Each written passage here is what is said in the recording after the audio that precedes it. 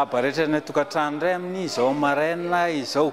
Raha momba ny rivo-doza ava dia mianavaratra andrefana ny lalana ka tany amin'ny 20 kilometatra avaratra atsinanan'ny distrikany Farafangana no nisy ny ivony tamin'ny 7 maraina teo. Tondra rivotra mahatratra 80 kilometatra isan'ora izy ary ny tafiditra mahatratra 20 kilometatra isan'ora. Toetratrany amin'ny faritra Mahare eto amin'ny nosy ny andian-drano miaraka aminy ka mitondra andro ratsy. Alak'izany dia toy izao ny filazana loza. Mahazo filazana miloko mena na loza mitatao ny faritra Vatovavy Vidivinany sy faritra Atsimo Atsinanana ary reto distrika manaraka reto: Malambo, Mahanoro, Fandrina, Ambositra, Manandrina, Ambohimasoa, Isandra, Vohibato, Lalangina, Fianarantsoavilla, Ambalavao, Ivohibe ary Iakora.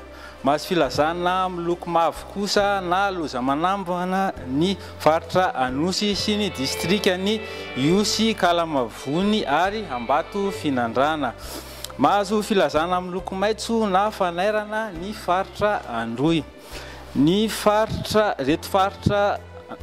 Analanjorovo sy reto distrika reto kosa dia mahazo filazana miloko manga. Ny distrikany Antala, Mandritsara, Andilamena, Parafaravola, Ambatondrazaka, Tsaratanàna, Anjorobe, Toamasina 1, Toamasina 2, Brickaville, Vatomandry, Antanambao, Tanambao Manapotsy, Moramanga, Anosibeanala, Manjakandrina, Tananarivo Avaradrano, Antananarivo Atsimondrano, Tananarivo Renivohitra, Ambohidratrimo, Andramasina, Rivomamo, Ambatolampy, Tanyfotsy ary Antsirabe 1 sy Antsirabe 2.